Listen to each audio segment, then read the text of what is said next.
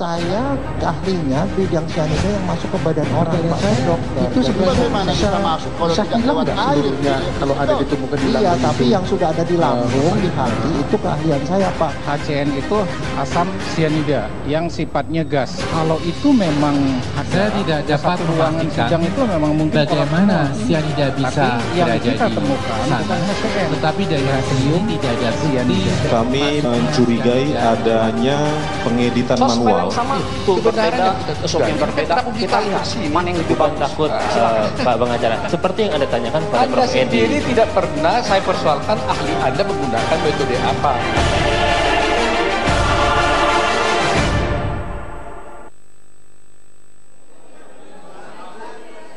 Anda kembali menyaksikan kabar khusus bersama saya Dita Faisal. Kali ini masih dengan persidangan dengan kasus yang sama, yaitu kopi bersianida dengan terdakwa Jessica Kumala Wongso. Hari ini sudah tidak ada lagi pihak saksi maupun ahli yang diperiksa, baik itu dari pihak jaksa penuntut umum maupun dari pihak kuasa hukum. Tetapi hari ini adalah akhir dari sebuah drama yang cukup panjang, di mana persidangan hari ini, yaitu sidang ke-26, agendanya adalah pemeriksaan terdakwa, yaitu Jessica Kumala Wongso. Di dalam pemeriksaan ini tentunya ada beberapa pertanyaan. Jessica Kumala Wongso dalam hal ini bertindak sebagai terdakwa, duduk di meja terdakwa, kemudian dicecar sejumlah pertanyaan oleh pihak jaksa penuntut umum. Di dalam rentetan pertanyaan, jaksa penuntut umum menanyakan beberapa hal. Yang pertama adalah bagaimana kronologis ketika Jessica Kumala Wongso tiba di Indonesia, kemudian melakukan pertemuan dengan Wayan Mirna Salihin, Hani maupun Vera di Cafe Olivier. Dan pada saat di Cafe Olivier, tepatnya pada 6 Januari 2016 yang lalu, Jessica Kumala Wongso pada saat itu sudah melakukan komunikasi melalui WhatsApp, yang sebenarnya grup WhatsApp tersebut di-invite ataupun dibuat oleh Mirna Salihin. Dan di dalam grup percakapan tersebut ada sebuah komunikasi yang intinya adalah menentukan dua tempat, di mana dua tempat yang dipilih tidak hanya Cafe Olivier, tapi juga ada sebuah kafe yang juga berada di Grand Indonesia. Kenapa Grand Indonesia? Semua adalah kesepakatan bersama, mulai dari kesepakatan dari Mirna, Jessica sampai dengan Hani, bahwa tempat yang paling strategis dan sangat memungkinkan pada saat itu, pada 6 Januari, adalah di dalam kafe yang berada di kawasan Jakarta Pusat. Mengingat tentang rentang waktu yang sudah ditentukan, seolah-olah ada sebuah penggiringan upaya untuk mengarah kepada Cafe Olivier. Ini kemudian ditanyakan juga oleh jaksa penuntut umum, kenapa di dalam rekaman WhatsApp grup di dalam tersebut ada 7 kali permintaan, 7 kali permintaan dari Jessica Kumala Wongso untuk seolah-olah mengarah kepada Cafe Olivier. Nah, di dalam Cafe Olivier tersebut kemudian ada permintaan pemesanan es kopi Vietnam. Tetapi satu kali yang tadi sudah diungkapkan oleh Jessica Kumala Wongso, bahwa di dalam rekaman WhatsApp grup tersebut Jessica Kumala Wongso hadir lebih dulu dibandingkan dengan teman-temannya, yaitu Hani maupun Mirna Salihin. Waktu itu Jessica Kumala Wongso sudah memesan terlebih dahulu koktail, kemudian juga memesankan dan menanya kepada teman-temannya di grup. Yang ditanyakan adalah Mirna pesan apa. Kemudian pada saat itu Mirna memesan es kopi Vietnam, karena sebelumnya Mirna juga sempat meminum es kopi Vietnam yang ada di Cafe Olivier dan menyukai kopi tersebut. Jessica pun menceritakan kepada jaksa penuntut umum bahwa kenapa ia memilih koktail. Alasan utama ia memilih koktail yang ada di Cafe Olivier adalah jenis old fashion cocktail. Ini adalah koktail yang tidak pernah dicoba sebelumnya pada saat di Australia, sehingga alasan yang tepat buat dia memilih menu tersebut, minuman tersebut, adalah karena belum pernah mencoba sama sekali. Kenapa pula tadi ditanyakan bahwa Jessica Kumala Wongso langsung memesankan secara inisiatif, yaitu es kopi Vietnam, yang menanyakan bahwa inisiatifnya pula untuk mentraktir teman-temannya, karena seperti yang sudah berlalu di Australia, Mirna Salihin pernah mentraktir Jessica, sehingga Jessica menggunakan momentum ini untuk mentraktirnya. Nah, pertanyaan lainnya pula timbul dari jaksa penuntut umum. Alasan yang paling utama dan cukup mengherankan bagi JPU, mengapa sebenarnya Jessica membayar terlebih dahulu tagihan dari es kopi Vietnam dan juga koktail yang sudah dipesan, bahwa di dalam pernyataannya Jessica mengungkapkan pemesanan koktail kemudian es kopi Vietnam dan juga pembayaran dilakukan lebih awal, ini adalah sebuah kebiasaan yang sudah dilakukan oleh Jessica Kumala Wongso ketika berada di Australia. Jaksa penuntut umum pun mempertanyakan kejanggalan mengapa Jessica Kumala Wongso hadir lebih dulu, bukannya hadir lebih malam saja menghindari kemacetan. Kemudian Jessica seketika langsung menjawab bahwa keinginannya pada saat itu untuk hadir lebih dulu adalah karena mencoba untuk menghindari jam 3-in-1. Ini juga merupakan saran dari ayah Jessica Kumala Wongso agar hadir lebih dulu, datang lebih dulu, dan kemudian juga inisiatif dari Jessica agar ia hendak berjalan-jalan terlebih dahulu di Grand Indonesia Mall yang berada di kawasan Jakarta Pusat. Pemirsa, di dalam pernyataan ini, jaksa penuntut umum mempertanyakan soal inisiatif Jessica Kumala Wongso untuk meninggalkan Cafe Olivier sejenak, kurang lebih 1 jam, kemudian berada di dalam shop, yaitu semacam toko yang menjual berbagai macam peralatan perlengkapan kecantikan wanita, dan pada saat itu Jessica langsung memilih untuk membelikan sabun. Jessica beranggapan bahwa ini adalah hal yang biasa, ia hanya ingin membelikan sebuah kado bingkisan sebagai ucapan terima kasih dan lama tidak berjumpa dengan teman-temannya, dan kemudian pilihan Jessica pula untuk meminta kepada pelayan dari toko tersebut untuk memisah. Jadi sabun yang dibeli Jessica, sabun kecantikan yang dibeli Jessica ini dikemas di dalam paper bag yang berbeda. 3 paper bag masing-masing, 3 tersebut dibeli untuk dirinya, kemudian ditujukan untuk Hani, dan 1 lagi adalah untuk Wayan Mirna Salihin.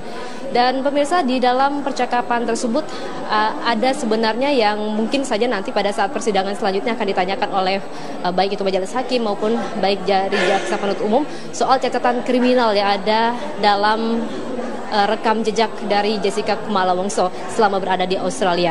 Di dalam hubungan pertemanan, Jessica Kumala Wongso ini sudah menjalani hubungan pertemanan dengan Mirna Salihin selama kurang lebih 9 tahun lamanya, terhitung sejak tahun 2007.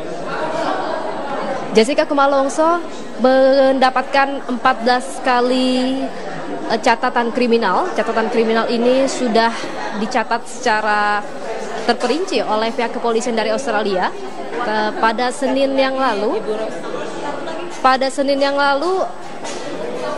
baik pihak jaksa penuntut umum maupun dari pihak pengacara juga sudah menghadirkan satu persatu pihak dari saksi ataupun ahli yang cukup menguatkan, yaitu dari pihak jaksa penuntut umum menghadirkan ahli terakhir, yaitu untuk meminta keterangan dari kepolisian Australia. Pemirsa, kami akan mencoba untuk mengajak Anda sejenak untuk menyaksikan persidangan, tetapi selain itu sebelum kembali ke persidangan,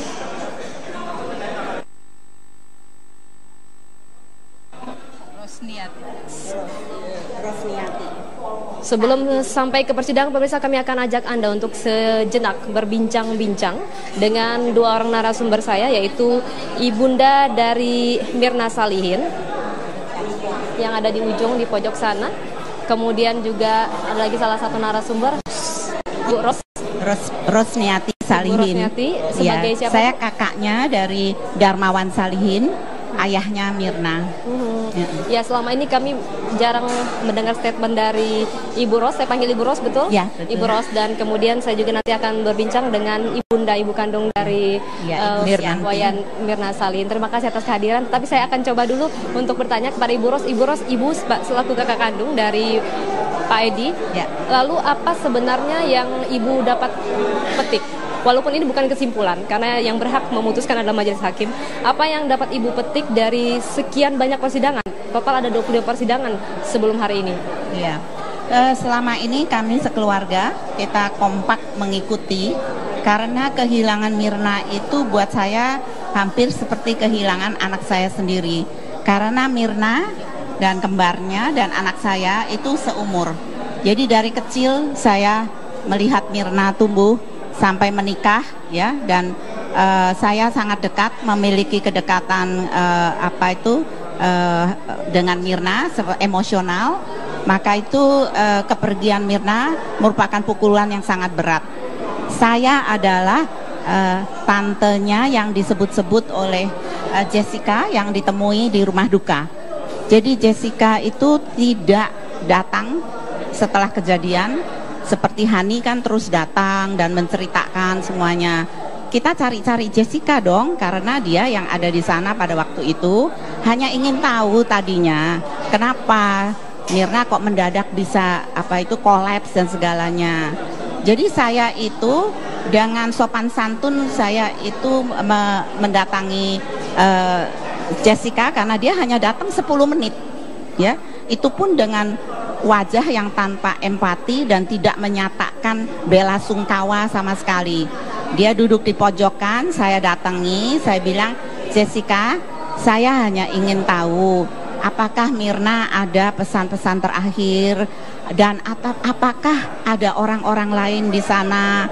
Saya juga tidak ngerti kenapa kok Mirna bisa mendadak pergi. Mungkin Jessica bisa ceritakan." Lalu seperti yang dia katakan, katanya saya seolah-olah mengintimidasi Jessica. Dan itu saya bantah sekali karena saya menanyakan kepada dia itu baik-baik karena belum tahu pada waktu itu bahwa Mirna itu terbunuh begitu loh. Kita taunya Mirna sakit apa ya, kok belum tahu gitu ya kita. Jadi saya tanya. Lalu dia dengan jawaban yang tanpa empati itu mengatakan bahwa ya begitu kejadiannya begitu. Lah saya bilang tapi kan agak aneh ya Jess, mungkin ingat-ingat deh ada nggak hal-hal lain yang kejadian sebelum Mirna terus kolaps begitu saja. Lalu dia memandang saya dan mengatakan saya tidak memasukkan apa-apa ke dalam kopinya Mirna. Saya kaget, saya bilang Jessica, tunggu dulu, kamu jangan bernafsu begitu, ya kan? Saya sendiri pada waktu itu merasa kok kurang ajar sekali. Saya ini kan cukup tua untuk menjadi ibunya, masa dia mengatakan itu kepada saya. Saya bilang maksudnya memasukkan apa? Ya kan? Kita belum tahu. Dan kalau memang Jessica mengatakan itu nanti mungkin Jessica harus mencatat semuanya. Nanti kalau ada pemeriksaan polisi baru katakan, saya bukan polisi, saya bukan penyidik, saya ini kan hanya keluarga. Lalu dia memandang saya lagi, dia bilang lagi, saya tidak memasukkan apa-apa ya ke kopinya Mirna. Dan setelah itu dia pergi. Baik. Tadi Ibu sudah mengatakan bahwa sebenarnya selama beberapa hari di rumah duka tidak terlihat sedikit pun wajah Jessica ada di sana. Dia tidak datang. Teman-temannya selalu datang. Nah lalu waktu itu Jessica bersama siapa? Dia datang bersama ayahnya. Cuma satu kali? Satu kali, dan itu setelah Mirna petinya ditutup. Mungkin dia tidak berani datang sewaktu Mirna petinya belum ditutup. Dan waktu peti setelah ditutup, keesokan harinya dia tadi tidak ingat dia datang jam berapa.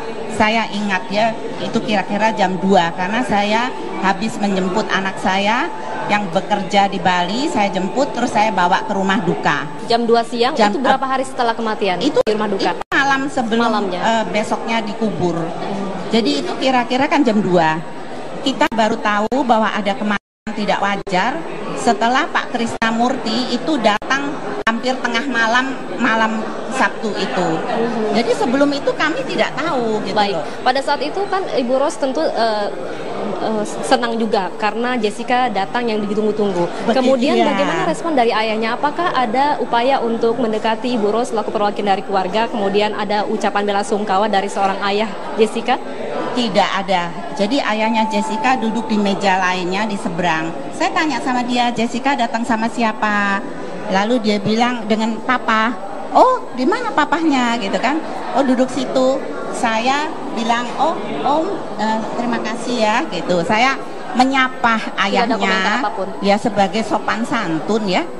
Nah, terus saya ngobrol gitu. Saya sejenak ke ibunda dari almarhum Wayan Mirna Salihin. Ibu, tadi keterangan dari Ibu Ros juga mengatakan bahwasanya cukup terkaget-kaget ketika Jessica datang, dan lebih kaget lagi pada saat Jessica bilang saya bukanlah orang yang menaruh apapun di dalam sebuah kopi. Nah, di dalam pernyataan sebelum-sebelumnya pernah tidak Jessica mengatakan saya boleh tidak izin untuk melihat almarhum Wayan Mirna Salihin sebelum ia dikuburkan atau bagaimana? Adik saya sih yang bukan adik saya. Jadi Sandy sendiri waktu di Abdi Waluyo ya, dia pamitan sama Mirna. Pamitan terus cium keningnya katanya. Pada saat di peti sudah tidak ada lagi? Nggak ada komunikasi lagi. Apa yang Anda rasakan pada saat itu melihat suatu kejanggalan atau memang waktu itu hanya seketika saja cukup Ibu Ros waktu itu yang melihat? Nggak ada sama sekali kecurigaan? Kita sama sekali nggak curiga sama siapa-siapa ya. Justru kita didatengin polisi, jadi kita harus mencari tahu semuanya. Kalau nggak polisi nggak datang juga kita nggak tahu. Akhirnya kita coba cari Google kemana-mana gitu loh. Akhirnya ya ternyata seperti itu ceritanya. Ya karena pada waktu itu ibunya itu sudah sampai berpingsan-pingsan, sehingga pada waktu Jessica datang, ibunya ini Santi kasih tahu saya, Kak, itu Jessica, yang satunya lagi. Kalau Hani itu sudah setiap hari datang dan nangis, cerita, kita sudah ini. Yang mana yang satunya lagi itu loh, katanya lagi datang. Tolong Kak, tanya ini ketemuin. Itulah makanya saya itu ceritanya ingin berkenalan ya. Siapa tahu kita bisa dapat informasi, tapi bukan menuduh dia karena belum jelas ini loh kejadian ini. Kita semuanya masih gelap waktu itu kan, kita juga lagi bersedih, mengurus peti, mengurus ini itu, mengurus penguburan. Kita sendiri itu masih bingung gitu loh pada waktu itu. Tapi yang saya katakan adalah bahwa dari pertama saya melihat Jessica, anak ini memang memiliki sesuatu kekuatan batin ya yang sangat keras dan juga sangat yakin kepada dirinya, dan itu mengatakan kepada saya itu dengan sebagai orang yang agak lebih jauh lebih tua, itu pun dia anggap enteng, tanpa empati, sopan santun pun tidak ada. Artinya ada sesuatu hal yang berbeda dari anak seusianya. Betul. Baik Ibu Ros selaku tantenya pernah tidak dikenalkan sama teman-teman dekat? Siapa yang jadi yang mengenalkan itu kembarannya Sandy. Sandy datang karena Sandy juga ingin saya, tante tolong tanyain gitu loh sama Jessica gitu loh, apa yang terjadi sih sebenarnya itu, karena kita kan masih tidak tahu. Sandy bilang, Jess, ini tante saya kenalkan gitu loh, ini kakaknya papi saya gitu. Jadi saya memperkenalkan diri. Siapa nama-nama teman yang pernah diperkenalkan kepada tante Ibu Ros? Bukan, Sandy itu kembarannya sih. Maksudnya itu. Siapa teman-teman yang pernah diperkenalkan kepada tante? Pernah tidak? Tante ini loh teman-temannya namanya Hani, yang pernah diperkenalkan. Ada, pokoknya kalau teman-teman dekatnya saya rata-rata sudah bertemu. Kalau nama kan saya tidak satu-satu, tapi yang mukanya Jessica ini baru kali itu saya lihat gitu loh. Baik, saya coba ke Ibu Sianti. Ibu Sianti melihat kembali kepada kepersidangan yang ke-26 ini. Kemudian pemeriksaan terdakwa, tidak ada lagi sudah saksi, tidak ada pula ahli yang dihadirkan, baik itu kuasa hukum maupun pihak penuntut umum. Lalu apa yang dapat Anda sampaikan tentang pemeriksaan yang disampaikan oleh Jessica tadi pada saat di persidangan? Sekarang kan saksinya dari pengacara ya, pengacaranya Jessica ya, dan Jessica-nya sendiri yang bersaksi ya, dan semua yang dia bicarakan, ditanyakan oleh JPU, kayaknya benar-benar itu udah disiapin ya pertanyaan-pertanyaannya. Mereka memang sudah siapin, sudah tahu. Tapi saya percaya di sini kan ada yang lebih tinggi lagi. Ya, saya berharap sama Tuhan aja keadilan harus ditegakkan di Indonesia ini. Kalau di persidangan sebelumnya ada beberapa juga ahli yang dihadirkan oleh pihak kuasa hukum maupun ahli dari pihak jasa penuntut umum. Tapi saya akan lebih condong kepada kuasa hukum yang sudah menghadirkan mulai dari ahli toksikologi, kemudian juga ahli forensik, yang mana pernyataan yang sangat janggal atau tidak memungkinkan buat Anda sebagai Ibunda Mirna Salihin. Maksudnya yang dari saksi yang terakhir? Dari saksi yang sudah pernah dihadirkan oleh kuasa hukum. Semua dari saksi saya atau dari saksi dari kuasa hukum? Kuasa hukum ya. Semua saya lihat percuma ya saya dengarkan mereka. Yang ada cuman kebohongan ya. Jadi ya udah saya serahin aja lagi ke hakim dan biar hakim aja yang menentukan. Saya rasa hakim lebih tahu ya. kalau baik, kita akan coba untuk melanjutkan kembali karena kedua orang yang hadir hari ini, baik tante dari Myrna Salihin maupun ibunda juga cukup penting bagi masyarakat untuk mengetahui bagaimana yang ingin disampaikan oleh publik dan juga masyarakat tentang kematian dari Myrna Salihin. Pemirsa, kami akan kembali hadir dengan kabar khusus usai jeda sesaat lagi. Tetaplah bersama kami.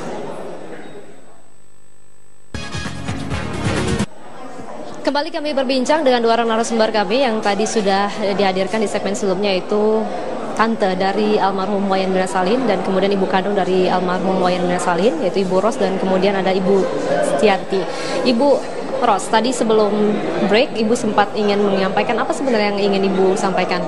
Ya, kami atas nama keluarga besar mengucapkan banyak terima kasih ya kepada masyarakat maupun kepada hakim dan JPU yang telah bekerja ya siang malam, dan kami tahu bahwa peradilan ini sudah berjalan sampai 26 kali dan kami juga tidak tahu kapan sampai selesainya. Banyak yang menanyakan kenapa kita menghambur-hamburkan uang untuk suatu peradilan begini. Ini bukan kemauan dari keluarga Salihin. Kami ini korban dan kami sebetulnya ingin sekali bahwa kebenaran itu ditegakkan, karena pada waktu Myrna meninggal secara mendadak, anak ini tidak mendapatkan suatu kesempatan untuk mengatakan apa yang ada pada waktu itu. Kalau bisa dilihat di CCTV, dia itu dengan segenap kekuatan itu menghadap kepada Jessica seolah-olah mengatakan, "What did you do to me?" Ya, tapi kita janji kepada Myrna pada waktu itu bahwa kita akan mencarikan kebenaran, dan kebenaran itu akan ada di atas segala-galanya. Kami tidak tahu apakah sekarang ataukah nanti, tetapi kami percaya bahwa Tuhan akan menunjukkan kebenaran itu, karena keluarga kami sudah kehilangan anak. Mungkin yang mencerca kami itu tidak tahu bagaimana rasanya kehilangan anak. Hanya mereka yang pernah kehilangan anak umur 27 tahun. Myrna seorang anak yang manis budi, sangat mengasihi dan sangat disayang oleh seluruh keluarga. Itu direnggut dari kami secara keji. Kami hanya ingin keadilan lah ya, supaya kami ini bisa melanjutkan hidup kami meskipun dengan segala kepedihan, agar Myrna bisa tenang di alam sana. Sebab setelah semua keadaan ini selesai, kami akan melakukan persembahyangan untuk Myrna agar arwahnya bisa tenang di sana. Tapi kami kalau melihat beberapa orang yang bersaksi secara dusta, ya, siapa yang Ibu maksudkan? Oh, ada beberapa, seperti yang terutama yang saya ingat sekali itu adalah, dan ingin sekali saya ketemui, adalah Dr. Jaya. Karena Dr. Jaya itu yang sebetulnya melakukan formalin kepada Myrna, karena di Abdi Waluyo itu pada waktu itu kan keadaan sudah mendesak dan mereka tidak memiliki tempat jenazah, sehingga dipanggillah Jaya itu oleh Abdi Waluyo, dan dia bersaksi mengatakan bahwa tidak ada apa-apa terhadap Myrna, padahal dia tahu bahwa ada kejadian yang tidak wajar karena dia kan ahli forensik. Kenapa dia tidak langsung mengatakan kepada kami sebagai keluarga bahwa ini jangan diformalin dulu, marilah kita ke otopsi. Nah, otopsi itu akhirnya terjadi setelah Pak Krisnamurti meyakinkan keluarga bahwa tanpa otopsi kita tidak bisa melanjutkan kasus. Jadi kata-kata yang mengatakan tidak otopsi atau otopsi itu salah, itu melecehkan kepolisian Republik Indonesia. Baik. Gitu. Baik Ibu Ros, saya tahan sebentar, saya menuju ke Ibu Sianti. Ibu Sianti, menanggapi apa yang disampaikan oleh Ibu Ros selaku tante, juga kemudian juga pasti tahu betul bagaimana keluarga mencoba untuk maju ke persidangan. Tadi dikatakan bahwa apa yang disampaikan oleh Dr. Jaya di dalam keterangannya tentang formalin. Tadi dikatakan sebenarnya formalin itu yang meminta siapa sih? Apakah keluarga atau memang arahan dari pihak dokter? Saya juga nggak tahu ya, katanya kalau kelamaan bau. Jadi di Darmais diusulkan harus disuntik. Jadi harus dimasukkan formalin. Jadi saya kan takut kan kalau bau ya, kan kita hari Minggu baru mau dikubur gitu loh.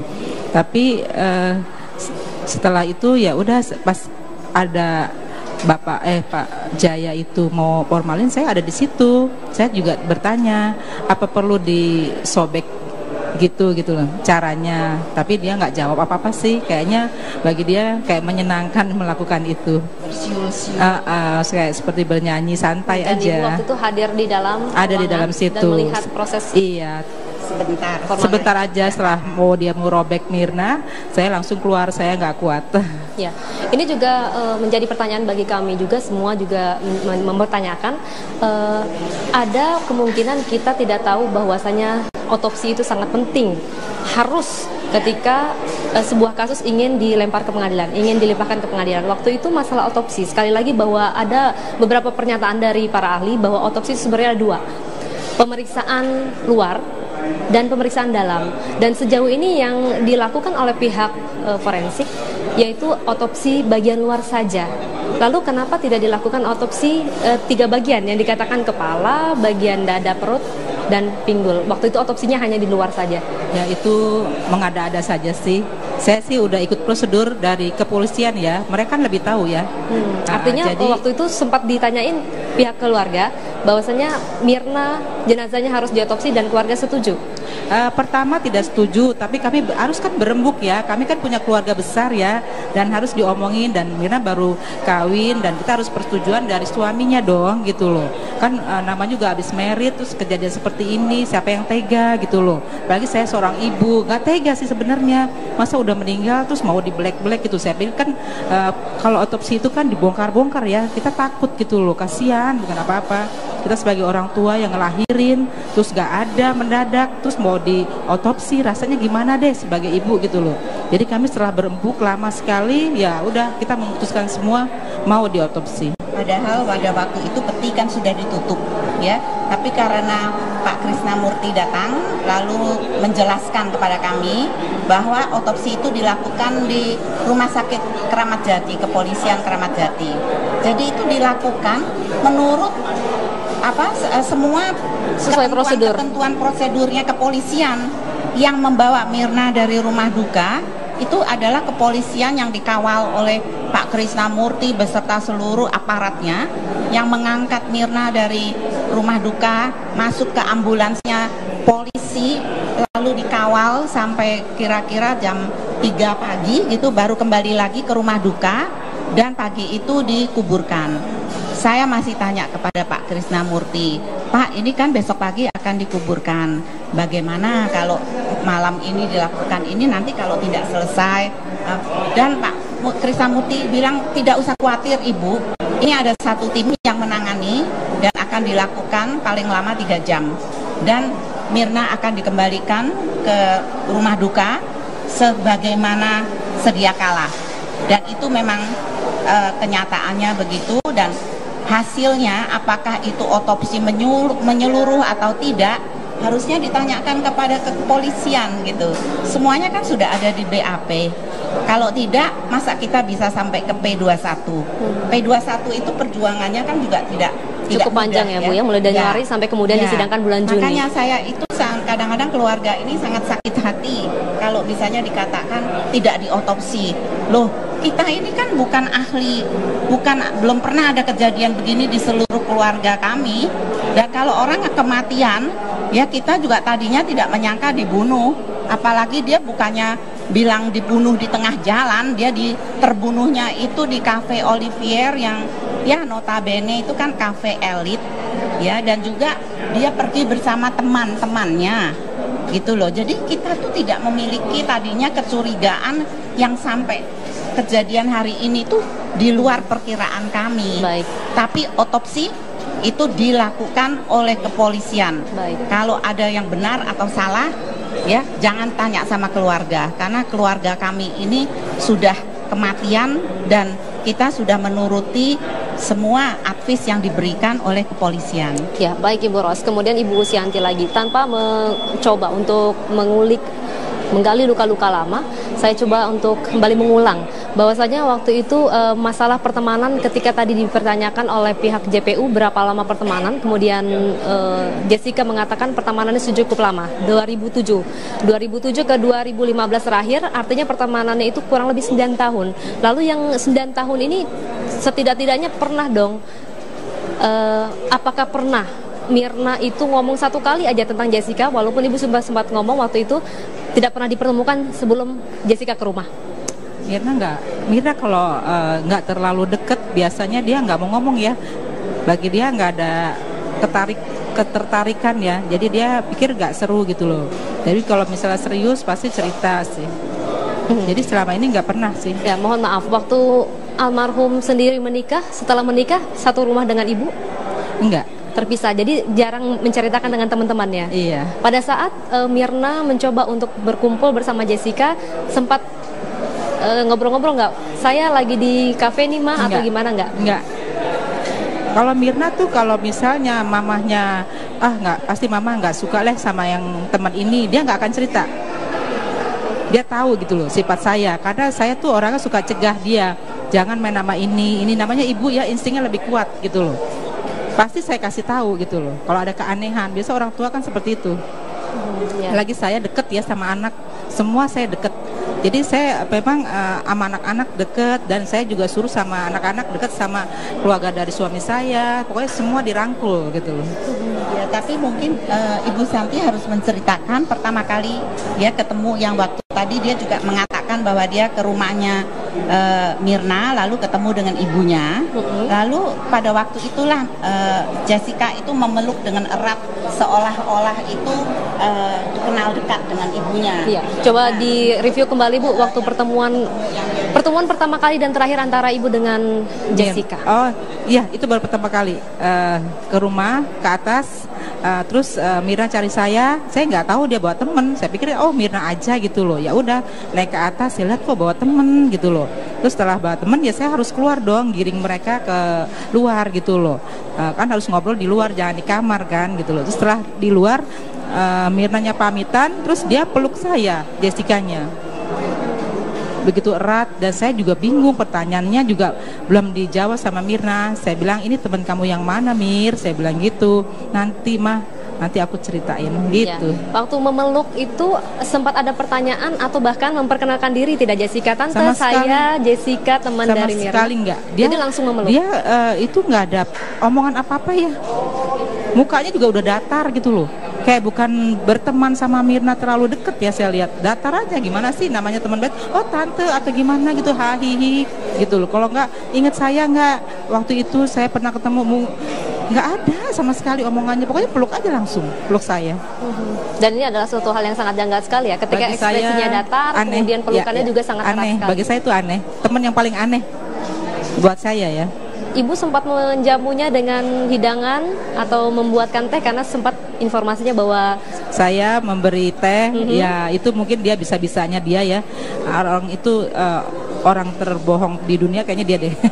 Jadi nggak sama sekali menyediakan apapun? Nggak pernah sama sekali. Setelah itu Mirna dengan Jessica langsung pamit kemana Bu? Saya nggak anterin dia sampai luar, pokoknya kan kita memang kalau kamar semua di atas. Jadi setelah dari depan kamar saya, mereka ya turun-turun aja, saya tinggalin aja, langsung saya ke kamar lagi. Setelah pertemuan itu Mirna sempat mengatakan, nanti saya akan cerita tentang Jessica ke Mama. Nggak ketemu, Mirna tuh agak repot ya, setelah menikah banyak job-job yang harus dia kerjakan gitu loh, banyak pesanan-pesanan art dia yang harus dia kerjakan, jadi jarang ketemu juga setelah menikah. Baik, selain itu pula kami ingin mengetahui sebenarnya lebih dekat sosok Mirna di mata tante, di mata ibu. Mirna adalah sosok yang dikatakan bisa dibilang ini leadernya keluarga. Tanpa Mirna kayaknya semuanya itu nggak bisa selesai, betul. Lalu apa sebenarnya yang bisa dilakukan oleh Mirna ketika Mirna tidak ada, semuanya rasa-rasanya ada yang kurang? Kita kehilangan banget ya, karena dia juga pendoa di rumah kami, dan selalu berdasarkan Tuhan. Dia selalu bicaranya, udah kita percaya sama Tuhan aja, karena Tuhan itu baik buat kita sekeluarga. Selalu ngomong seperti itu deh. Jadi kalau ngomong tuh yang baik-baik aja. Jadi kita kehilangan banget. Dan kebetulan mungkin 1,5 tahun sebelum Mirna menikah, ayahnya sempat sakit keras yang kita sampai harus kirim dengan ambulans ke Singapura. Lalu Mirna itu yang akan pergi menjaga, jadi saya yang mengaturkan semuanya. Dan karena itu saya pada waktu itu tuh merasa begitu dekat. Dan ada keanehan adalah Mirna itu menelpon saya setiap malam dan seolah-olah curhat gitu, macam-macam ya, terutama mengenai ayahnya. Dan saya selalu memberi nasihat, saya dokter siapa atau apa saya atur-aturkan dari Jakarta. Lalu ada satu hal yang Mirna katakan kepada saya yang saya tidak akan lupa, adalah dia bilang kepada saya, kalau panggil saya kan tante tuh, kalau bahasa kita Ii, saya sudah terima Tuhan dengan sepenuh hati. Saya akan menjadi seorang beragama Kristen yang melayani, dan saya sudah merasa sangat happy sekali deh bahwa saya sudah bisa menerima Tuhan sekarang dengan sepenuh hati. Dan kata-kata itu tidak akan saya lupakan, karena mungkin itu kata-kata terakhir yang dia ingin menghibur keluarganya untuk kepergian yang tentu selamanya tidak dapat kami lupakan. Baik, terima kasih Ibu Ros, terima kasih juga Ibu Sianti atas informasi yang diberikan kepada kami. Dan pemirsa, kami akan menghadirkan lagi informasi lainnya yang cukup penting untuk Anda di dalam kabar khusus tentang persidangan pemeriksaan terdakwa Jessica Kumala Wongso sesaat lagi. Lalu waktu itu Jessica bersama siapa? Dia datang bersama ayahnya. Cuma satu kali? Satu kali, dan itu setelah Mirna petinya ditutup. Mungkin dia tidak berani datang sewaktu Mirna petinya belum ditutup. Dan waktu peti setelah ditutup, keesokan harinya, dia tadi tidak ingat dia datang jam berapa. Saya ingat dia itu kira-kira jam 2, karena saya habis menjemput anak saya yang bekerja di Bali. Saya jemput, terus saya bawa ke rumah duka. Jam 2 siang, itu berapa hari setelah kematian? Itu di rumah duka? Itu malam sebelum besoknya dikubur. Jadi itu kira-kira kan jam 2. Kita baru tahu bahwa ada kematian tidak wajar setelah Pak Krisnamurti itu datang hampir tengah malam Sabtu itu. Jadi sebelum itu kami tidak tahu gitu. Baik, pada saat itu kan Ibu Ros tentu senang juga karena Jessica datang yang ditunggu-tunggu. Kemudian bagaimana respon dari ayahnya? Apakah ada upaya untuk mendekati Ibu Ros selaku perwakilan dari keluarga? Kemudian ada ucapan bela sungkawa dari seorang ayah Jessica? Tidak ada. Jadi ayahnya Jessica duduk di meja lainnya di seberang. Saya tanya sama dia, Jessica datang sama siapa? Lalu dia bilang dengan papa. Oh, di mana papahnya gitu kan? Oh, duduk situ. Saya bilang, terima kasih ya gitu. Saya menyapa ayahnya ya sebagai sopan santun ya. Nah, terus saya ngobrol gitu. Saya sejenak ke ibunda dari almarhum Wayan Mirna Salihin. Ibu, tadi keterangan dari Ibu Ros juga mengatakan bahwasanya cukup terkaget-kaget ketika Jessica datang, dan lebih kaget lagi pada saat Jessica bilang, saya bukanlah orang yang menaruh apapun di dalam sebuah kopi.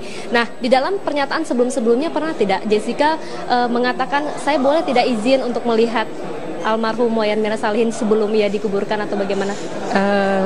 Adik saya sih yang bukan adik saya. Jadi Sandy sendiri waktu di Abdi Waluyo ya, dia pamitan sama Mirna. Pamitan terus cium keningnya katanya. Pada saat itu sudah tidak ada lagi? Nggak ada komunikasi lagi. Apa yang Anda rasakan pada saat itu, melihat suatu kejanggalan, atau memang waktu itu hanya seketika saja cukup Ibu Ros waktu itu yang melihat? Nggak ada sama sekali kita sama sekali nggak curiga sama siapa-siapa ya. Justru kita didatengin polisi, jadi kita harus mencari tahu semuanya. Kalau nggak polisi nggak datang juga kita nggak tahu. Akhirnya kita coba cari Google kemana-mana gitu loh. Akhirnya ya ternyata seperti itu ceritanya. Ya karena pada waktu itu ibunya itu sudah sampai berpingsan-pingsan, sehingga pada waktu Jessica datang, ibunya ini Santi kasih tahu saya, Kak, itu Jessica, yang satunya lagi. Kalau Hani itu sudah setiap hari datang dan nangis, cerita, kita sudah ini. Yang mana yang satunya lagi itu loh, katanya lagi datang. Tolong Kak, tanya ini, kita ketemuin. Itulah makanya saya itu ceritanya ingin berkenalan ya. Siapa tahu kita bisa dapat informasi, tapi bukan menuduh dia karena belum jelas. Ini loh kejadian ini kita semuanya masih gelap waktu itu kan kita juga lagi bersedih, mengurus peti, mengurus ini itu, mengurus penguburan. Kita sendiri itu masih bingung gitu loh pada waktu itu. Tapi yang saya katakan adalah bahwa dari pertama saya melihat Jessica, anak ini memang memiliki sesuatu kekuatan batin ya yang sangat keras dan juga sangat yakin kepada dirinya, dan itu mengatakan kepada saya itu dengan sebagai orang yang agak lebih jauh lebih tua, itu pun dia anggap enteng, tanpa empati, sopan santun pun tidak ada. Artinya ada sesuatu hal yang berbeda dari anak seusianya. Betul. Baik Ibu Ros selaku tantenya pernah tidak dikenalkan sama teman-teman dikenalkan. dekat? Siapa yang jadi yang mengenalkan itu kembarannya Sandy. Sandy datang karena Sandy juga ingin saya, tante tolong tanyain gitu loh sama Jessica gitu loh, apa yang terjadi sih sebenarnya itu, karena kita kan masih tidak tahu. Sandy bilang, Jess, ini tante saya kenalkan gitu loh, ini kakaknya papi saya gitu. Jadi saya memperkenalkan diri. Siapa nama-nama teman yang pernah diperkenalkan kepada tante Ibu Ros? Bukan, Sandy itu kembarannya si maksudnya itu. siapa teman-teman yang pernah diperkenalkan kepada tante? Pernah tidak? Tante ini loh teman-temannya namanya Hani, ini yang pernah diperkenalkan. Ada, pokoknya kalau teman-teman dekatnya saya rata-rata sudah bertemu. Kalau nama kan saya tidak satu-satu, tapi yang mukanya Jessica ini baru kali itu saya lihat gitu loh. Baik, saya coba ke Ibu Sianti. Ibu Sianti melihat kembali kepada persidangan yang ke-26 ini. Kemudian pemeriksaan terdakwa, tidak ada lagi sudah saksi, tidak ada pula ahli yang dihadirkan, baik itu kuasa hukum maupun pihak penuntut umum. Lalu apa yang dapat Anda sampaikan tentang pemeriksaan yang disampaikan oleh Jessica tadi pada saat di persidangan? Sekarang kan saksinya dari pengacara ya, pengacaranya Jessica ya, dan Jessica-nya sendiri yang bersaksi ya, dan semua yang dia bicarakan, ditanyakan oleh JPU, kayaknya benar-benar itu udah disiapin ya pertanyaan-pertanyaannya. Mereka memang sudah siapin, sudah tahu. Tapi saya percaya di sini kan ada yang lebih tinggi lagi. Ya, saya berharap sama Tuhan aja keadilan harus ditegakkan di Indonesia ini.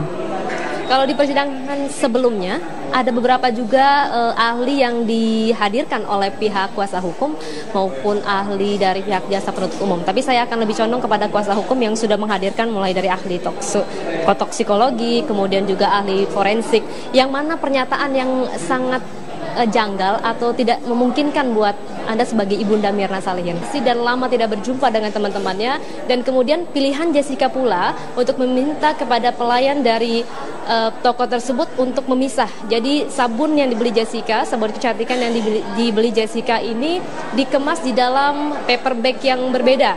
3 paper bag masing-masing, 3 tersebut dibeli untuk dirinya. Kemudian ditujukan untuk Hani, dan satu lagi adalah untuk Wayan Mirna Salihin. Dan pemirsa, di dalam percakapan tersebut ada sebenarnya yang mungkin saja nanti pada saat persidangan selanjutnya akan ditanyakan oleh baik itu majelis hakim maupun baik dari jaksa penuntut umum soal catatan kriminal yang ada dalam rekam jejak dari Jessica Kumala Wongso selama berada di Australia. Di dalam hubungan pertemanan, Jessica Kumala Wongso ini sudah menjalani hubungan pertemanan dengan Mirna Salihin selama kurang lebih 9 tahun lamanya, terhitung sejak tahun 2007. Jessica Kumala Wongso mendapatkan 14 kali catatan kriminal. Catatan kriminal ini sudah dicatat secara terperinci oleh pihak kepolisian dari Australia. Pada Senin yang lalu, baik pihak jaksa penuntut umum maupun dari pihak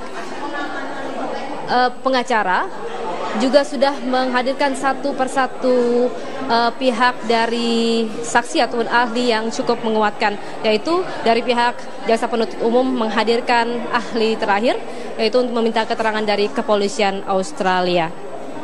Pemirsa, kami akan mencoba untuk mengajak Anda sejenak untuk menyaksikan persidangan, tetapi selain itu sebelum kembali ke persidangan,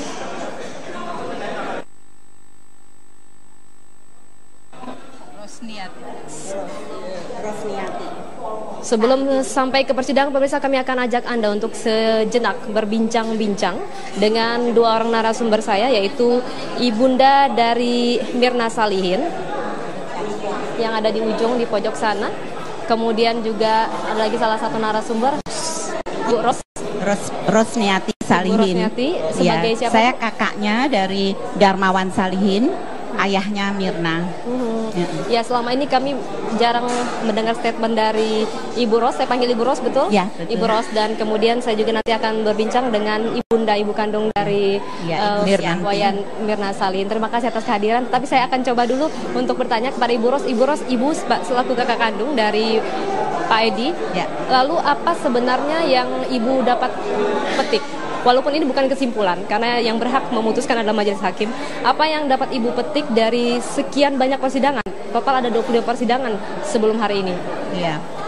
Selama ini kami sekeluarga, kita kompak mengikuti, karena kehilangan Mirna itu buat saya hampir seperti kehilangan anak saya sendiri. Karena Mirna dan kembarnya dan anak saya itu seumur.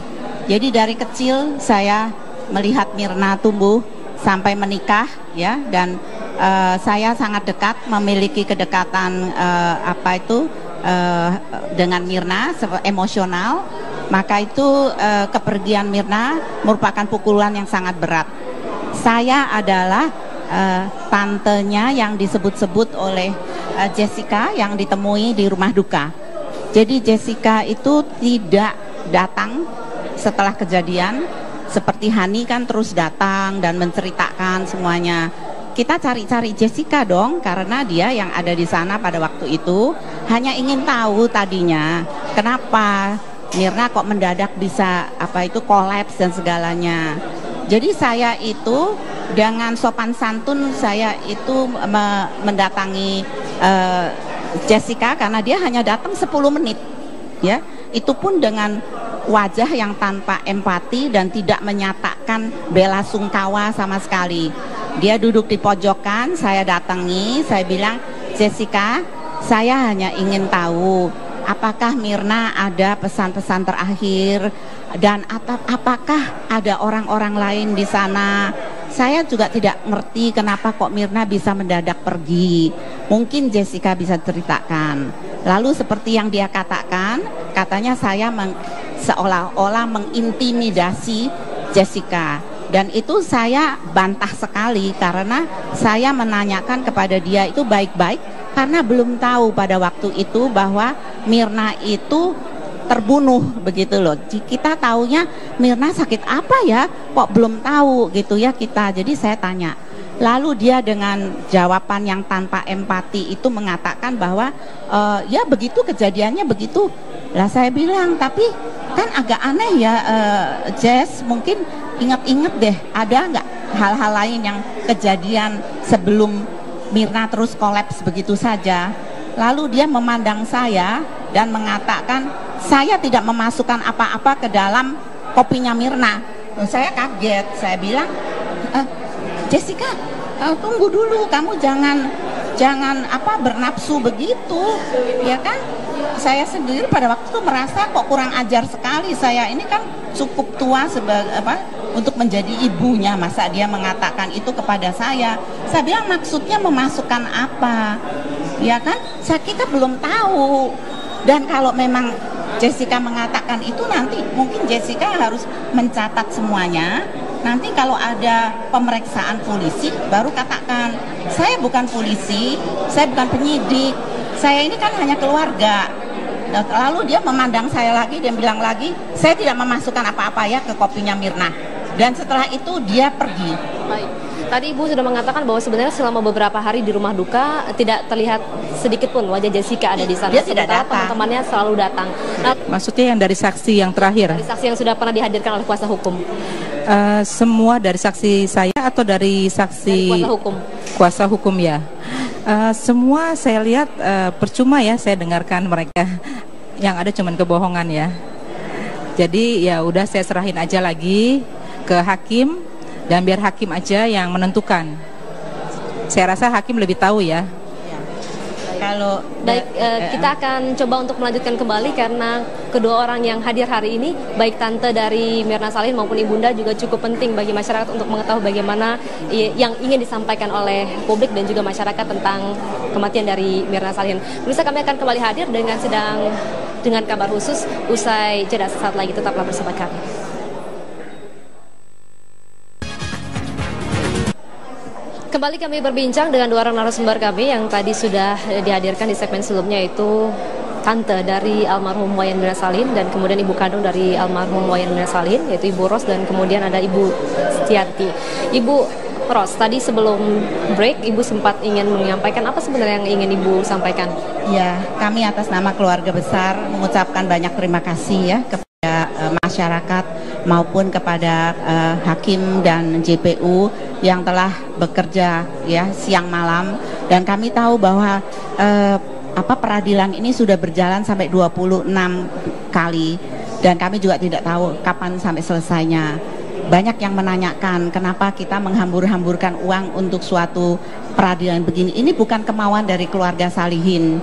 Kami ini korban dan kami sebetulnya ingin sekali bahwa kebenaran itu ditegakkan, karena pada waktu Mirna meninggal secara mendadak, anak ini tidak mendapatkan suatu kesempatan untuk mengatakan apa yang ada pada waktu itu. Kalau bisa dilihat di CCTV, dia itu dengan segenap kekuatan itu menghadap kepada Jessica seolah-olah mengatakan, "What did you do to me?" Ya, tapi kita janji kepada Mirna pada waktu itu bahwa kita akan mencarikan kebenaran, dan kebenaran itu akan ada di atas segala-galanya. Kami tidak tahu apakah sekarang ataukah nanti, tetapi kami percaya bahwa Tuhan akan menunjukkan kebenaran itu, karena keluarga kami sudah kehilangan anak. Mungkin yang mencerca kami itu tidak tahu bagaimana rasanya kehilangan anak. Hanya mereka yang pernah kehilangan anak umur 27 tahun. Mirna seorang anak yang manis budi, sangat mengasihi dan sangat disayang oleh seluruh keluarga. Itu direnggut dari kami secara keji. Kami hanya ingin keadilan lah ya, supaya kami ini bisa melanjutkan hidup kami meskipun dengan segala kepedihan, agar Mirna bisa tenang di alam sana. Sebab setelah semua keadaan ini selesai, kami akan melakukan persembahyangan untuk Mirna agar arwahnya bisa tenang di sana. Tapi kami kalau melihat beberapa orang yang bersaksi secara dusta, ya, siapa yang Ibu maksudkan? Oh, ada beberapa, seperti yang terutama yang saya ingat sekali itu adalah, dan ingin sekali saya ketemui, adalah Dokter Jaya.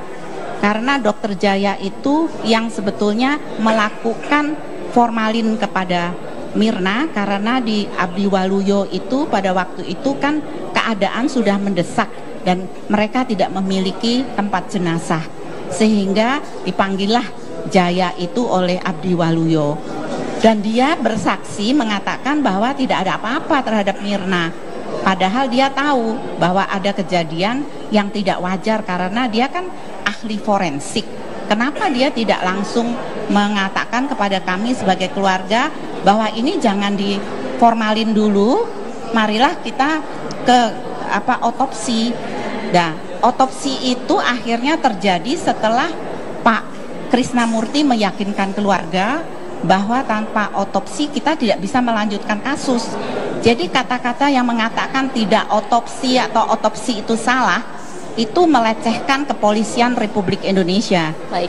Gitu. Baik Ibu Ros, saya tahan sebentar, saya menuju ke Ibu Sianti. Ibu Sianti, menanggapi apa yang disampaikan oleh Ibu Ros selaku tante, juga kemudian juga pasti tahu betul bagaimana keluarga mencoba untuk maju ke persidangan. Tadi dikatakan bahwa apa yang disampaikan oleh Dokter Jaya di dalam keterangannya tentang formalin. Tadi dikatakan sebenarnya formalin itu yang meminta siapa sih? Apakah keluarga atau memang arahan dari pihak dokter? Saya juga nggak tahu ya, katanya kalau kelamaan bau. Jadi di Darmais diusulkan harus disuntik. Jadi harus dimasukkan formalin. Jadi saya kan takut kan kalau bau ya, kan kita hari Minggu baru mau dikubur gitu loh. Tapi setelah itu ya udah, pas ada Pak Jaya itu mau formalin, saya ada di situ. Saya juga bertanya apa perlu disobek gitu loh caranya. Tapi dia nggak jawab apa-apa sih. Kayaknya bagi dia kayak menyenangkan melakukan itu. Kayak seperti bernyanyi santai dan aja. Ibu waktu itu hadir di dalam ada di dalam situ dan melihat proses. Iya. Sebentar aja setelah dia mau robek Mirna, saya langsung keluar, saya nggak kuat. Ya, ini juga menjadi pertanyaan bagi kami juga, semua juga mempertanyakan, ada kemungkinan kita tidak tahu bahwasanya otopsi itu sangat penting, harus ketika sebuah kasus ingin dilempar ke pengadilan, ingin dilimpahkan ke pengadilan. Waktu itu masalah otopsi, sekali lagi bahwa ada beberapa pernyataan dari para ahli bahwa otopsi sebenarnya ada dua, pemeriksaan luar dan pemeriksaan dalam. Dan sejauh ini yang dilakukan oleh pihak forensik yaitu otopsi bagian luar saja. Lalu kenapa tidak dilakukan otopsi 3 bagian yang dikatakan kepala, bagian dada, perut, dan pinggul? Waktu itu otopsinya hanya di luar saja. Ya itu mengada-ada saja sih. Saya sih udah ikut prosedur dari kepolisian ya. Mereka kan lebih tahu ya. Artinya jadi, waktu itu sempat ditanyain pihak keluarga bahwasanya Mirna jenazahnya harus diotopsi dan keluarga setuju. Pertama tidak setuju, tapi kami harus kan berembuk ya. Kami kan punya keluarga besar ya, dan harus diomongin. Dan Mirna baru kawin dan kita harus persetujuan dari suaminya dong gitu loh. Kan namanya juga habis merit, terus kejadian seperti ini, siapa yang tega gitu loh. Apalagi saya seorang ibu, nggak tega sih sebenarnya. Masa udah meninggal terus mau di black gitu. Saya pikir kan kalau otopsi itu kan dibongkar-bongkar ya, kita takut gitu loh, kasihan, bukan apa-apa. Kita sebagai orang tua yang ngelahirin terus gak ada mendadak, terus mau di otopsi, rasanya gimana deh sebagai ibu gitu loh. Jadi kami setelah berembuk lama sekali, ya udah kita memutuskan semua mau diotopsi. Padahal pada waktu itu peti kan sudah ditutup ya, tapi karena Pak Krisnamurti datang lalu menjelaskan kepada kami bahwa otopsi itu dilakukan di Rumah Sakit Kramat Jati, Kepolisian Kramat Jati. Jadi itu dilakukan menurut semua sesuai prosedur. Ketentuan prosedurnya kepolisian. Yang membawa Mirna dari rumah duka itu adalah kepolisian yang dikawal oleh Pak Krisnamurti beserta seluruh aparatnya, yang mengangkat Mirna dari rumah duka masuk ke ambulansnya polisi, lalu dikawal sampai kira-kira jam 3 pagi gitu, baru kembali lagi ke rumah duka dan pagi itu dikuburkan. Saya masih tanya kepada Pak Krisnamurti, Pak, ini kan besok pagi akan dikuburkan, bagaimana kalau malam ini dilakukan ini, nanti kalau tidak selesai? Dan Pak Krisnamurti bilang, tidak usah khawatir Ibu, ini ada satu tim yang menangani dan akan dilakukan paling lama 3 jam. Dan Mirna akan dikembalikan ke rumah duka sebagaimana sedia kala. Dan itu memang kenyataannya begitu. Dan hasilnya apakah itu otopsi menyeluruh atau tidak, harusnya ditanyakan kepada kepolisian gitu. Semuanya kan sudah ada di BAP. Kalau tidak, masa kita bisa sampai ke P21? P21 itu perjuangannya kan juga tidak cukup panjang ya Bu ya, mulai dari Januari sampai kemudian disidangkan bulan Juni. Makanya saya itu kadang-kadang keluarga ini sangat sakit hati kalau misalnya dikatakan tidak diotopsi. Loh, kita ini kan bukan ahli, belum pernah ada kejadian begini di seluruh keluarga kami. Dan kalau orang kematian, ya kita juga tadinya tidak menyangka dibunuh. Apalagi dia bukannya bilang dibunuh di tengah jalan, dia terbunuhnya itu di Cafe Olivier yang ya notabene itu kan kafe elit ya, dan juga dia pergi bersama teman-temannya gitu loh. Jadi kita tuh tidak memiliki tadinya kecurigaan yang sampai kejadian hari ini tuh di luar perkiraan kami. Baik. Tapi otopsi itu dilakukan oleh kepolisian. Baik. Kalau ada yang benar atau salah, ya jangan tanya sama keluarga, karena keluarga kami ini sudah kematian dan kita sudah menuruti semua advis yang diberikan oleh kepolisian. Ya, baik Ibu Ros. Kemudian Ibu Usianti lagi, tanpa mencoba untuk menggali luka-luka lama, saya coba untuk kembali mengulang bahwasanya waktu itu masalah pertemanan ketika tadi dipertanyakan oleh pihak JPU berapa lama pertemanan, kemudian Jessica mengatakan pertemanannya cukup lama, 2007 ke 2015 terakhir, artinya pertemanannya itu kurang lebih 9 tahun. Lalu yang 9 tahun ini setidak-tidaknya pernah dong, apakah pernah Mirna itu ngomong satu kali aja tentang Jessica, walaupun Ibu sempat ngomong waktu itu tidak pernah dipertemukan sebelum Jessica ke rumah? Mirna kalau nggak terlalu deket, biasanya dia nggak mau ngomong ya. Bagi dia nggak ada ketertarikan ya, jadi dia pikir nggak seru gitu loh. Jadi kalau misalnya serius pasti cerita sih. Jadi selama ini nggak pernah sih. Ya, mohon maaf, waktu almarhum sendiri menikah, setelah menikah satu rumah dengan Ibu? Enggak. Terpisah, jadi jarang menceritakan dengan teman-temannya. Iya. Pada saat Mirna mencoba untuk berkumpul bersama Jessica, sempat ngobrol-ngobrol nggak? Saya lagi di kafe nih Ma, atau gimana nggak? Enggak. Kalau Mirna tuh kalau misalnya mamahnya, nggak, pasti mama nggak suka sama yang teman ini, dia nggak akan cerita. Dia tahu gitu loh sifat saya, karena saya tuh orangnya suka cegah dia, jangan main nama ini namanya ibu ya, instingnya lebih kuat gitu loh. Pasti saya kasih tahu gitu loh kalau ada keanehan, biasa orang tua kan seperti itu. Lagi saya deket ya sama anak, semua saya deket, jadi saya memang sama anak-anak deket, dan saya juga suruh sama anak-anak deket sama keluarga dari suami saya, pokoknya semua dirangkul gitu loh. Ya, tapi mungkin Ibu Santi harus menceritakan pertama kali dia ketemu, yang waktu tadi dia juga mengatakan bahwa dia ke rumahnya Mirna, lalu ketemu dengan ibunya. Lalu pada waktu itulah Jessica itu memeluk dengan erat, seolah-olah itu kenal dekat dengan ibunya. Iya. Coba di-review kembali Bu, waktu pertemuan pertama kali dan terakhir antara Ibu dengan Jessica. Oh iya, itu baru pertama kali ke rumah, ke atas. Terus Mirna cari saya nggak tahu dia bawa temen, saya pikir oh Mirna aja gitu loh. Ya udah naik ke atas, saya lihat kok bawa temen gitu loh. Terus setelah bawa temen ya saya harus keluar dong, giring mereka ke luar gitu loh. Kan harus ngobrol di luar, jangan di kamar kan gitu loh. Terus setelah di luar Mirnanya pamitan, terus dia peluk saya, Jessica-nya begitu erat, dan saya juga bingung, pertanyaannya juga belum dijawab sama Mirna. Saya bilang, ini teman kamu yang mana Mir? Saya bilang gitu. Nanti aku ceritain gitu. Ya. Waktu memeluk itu sempat ada pertanyaan atau bahkan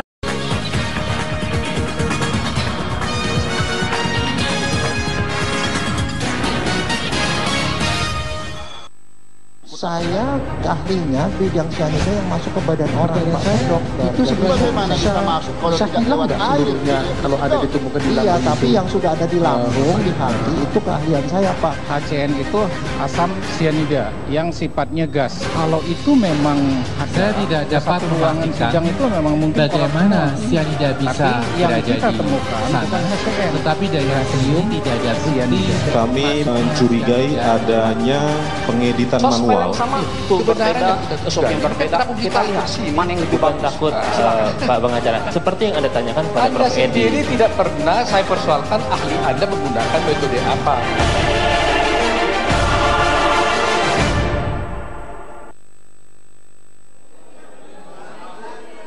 Pemirsa, Anda kembali menyaksikan kabar khusus bersama saya Dita Faisal. Kali ini masih dengan persidangan dengan kasus yang sama, yaitu kopi bersianida dengan terdakwa Jessica Kumala Wongso. Hari ini sudah tidak ada lagi pihak saksi maupun ahli yang diperiksa, baik itu dari pihak jaksa penuntut umum maupun dari pihak kuasa hukum. Tetapi hari ini adalah akhir dari sebuah drama yang cukup panjang, di mana persidangan hari ini yaitu sidang ke-26, agendanya adalah pemeriksaan terdakwa yaitu Jessica Kumala Wongso. Di dalam pemeriksaan ini tentunya ada beberapa pertanyaan. Jessica Kumala Wongso dalam hal ini bertindak sebagai terdakwa, duduk di meja terdakwa, kemudian dicecar sejumlah pertanyaan oleh pihak jaksa penuntut umum. Di dalam rentetan pertanyaan, jaksa penuntut umum menanyakan beberapa hal. Yang pertama adalah bagaimana kronologis ketika Jessica Kumala Wongso tiba di Indonesia, kemudian melakukan pertemuan dengan Wayan Mirna Salihin, Hani maupun Vera di Cafe Olivier. Dan pada saat di Cafe Olivier, tepatnya pada 6 Januari 2016 yang lalu, Jessica Kumala Wongso pada saat itu sudah melakukan komunikasi melalui WhatsApp, yang sebenarnya grup WhatsApp tersebut di-invite ataupun dibuat oleh Mirna Salihin. Dan di dalam grup percakapan tersebut ada sebuah komunikasi yang intinya adalah menentukan dua tempat, di mana dua tempat yang dipilih tidak hanya Cafe Olivier, tapi juga ada sebuah kafe yang juga berada di Grand Indonesia. Kenapa Grand Indonesia? Semua adalah kesepakatan bersama, mulai dari kesepakatan dari Mirna, Jessica, sampai dengan Hani, bahwa tempat yang paling strategis dan sangat memungkinkan pada saat itu, pada 6 Januari, adalah di dalam kafe yang berada di kawasan Jakarta Pusat. Mengingat tentang rentang waktu yang sudah ditentukan, seolah-olah ada sebuah penggiringan upaya untuk mengarah kepada Cafe Olivier. Ini kemudian ditanyakan juga oleh jaksa penuntut umum, kenapa di dalam rekaman WhatsApp grup di dalam tersebut ada 7 kali permintaan, 7 kali permintaan dari Jessica Kumala Wongso untuk seolah-olah mengarah kepada Cafe Olivier. Nah, di dalam Cafe Olivier tersebut kemudian ada permintaan pemesanan es kopi Vietnam. Tetapi satu kali yang tadi sudah diungkapkan oleh Jessica Kumala Wongso, bahwa di dalam rekaman WhatsApp grup tersebut Jessica Kumala Wongso hadir lebih dulu dibandingkan dengan teman-temannya, yaitu Hani maupun Mirna Salihin. Waktu itu Jessica Kumala Wongso sudah memesan terlebih dahulu koktail, kemudian juga memesankan dan menanya kepada teman-temannya di grup, yang ditanyakan adalah Mirna pesan apa. Kemudian pada saat itu Mirna memesan es kopi Vietnam, karena sebelumnya Mirna juga sempat meminum es kopi Vietnam yang ada di Cafe Olivier dan menyukai kopi tersebut. Jessica pun menceritakan kepada jaksa penuntut umum bahwa kenapa ia memilih koktail. Alasan utama ia memilih koktail yang ada di Cafe Olivier adalah jenis old fashion cocktail. Ini adalah koktail yang tidak pernah dicoba sebelumnya pada saat di Australia, sehingga alasan yang tepat buat dia memilih menu tersebut, minuman tersebut, adalah karena belum pernah mencoba sama sekali. Kenapa pula tadi ditanyakan bahwa Jessica Kumala Wongso langsung memesankan secara inisiatif, yaitu es kopi Vietnam. Ia menanyakan bahwa inisiatifnya pula untuk mentraktir teman-temannya, karena seperti yang sudah berlalu di Australia, Mirna Salihin pernah mentraktir Jessica, sehingga Jessica menggunakan momentum ini untuk mentraktirnya. Nah, pertanyaan lainnya pula timbul dari jaksa penuntut umum, alasan yang paling utama dan cukup mengherankan bagi JPU, mengapa sebenarnya Jessica membayar terlebih dahulu tagihan dari es kopi Vietnam dan juga koktail yang sudah dipesan, bahwa di dalam pernyataannya Jessica mengungkapkan pemesanan koktail kemudian es kopi Vietnam dan juga pembayaran dilakukan lebih awal. Ini adalah sebuah kebiasaan yang sudah dilakukan oleh Jessica Kumala Wongso ketika berada di Australia. Jaksa penuntut umum pun mempertanyakan kejanggalan mengapa Jessica Kumala Wongso hadir lebih dulu, bukannya hadir lebih malam saja menghindari kemacetan. Kemudian Jessica seketika langsung menjawab bahwa keinginannya pada saat itu untuk hadir lebih dulu adalah karena mencoba untuk menghindari jam 3-in-1. Ini juga merupakan saran dari ayah Jessica Kumala Wongso agar hadir lebih dulu, datang lebih dulu, dan kemudian juga inisiatif dari Jessica agar ia hendak berjalan-jalan terlebih dahulu di Grand Indonesia Mall yang berada di kawasan Jakarta Pusat. Pemirsa, di dalam pernyataan ini, jaksa penuntut umum mempertanyakan soal inisiatif Jessica Kumala Wongso untuk meninggalkan Cafe Olivier sejenak, kurang lebih 1 jam, kemudian berada di dalam shop, yaitu semacam toko yang menjual berbagai macam peralatan perlengkapan kecantikan wanita. Dan pada saat itu Jessica langsung memilih untuk membelikan sabun. Jessica beranggapan bahwa ini adalah hal yang biasa. Ia hanya ingin membelikan sebuah kado bingkisan sebagai ucapan terima kasih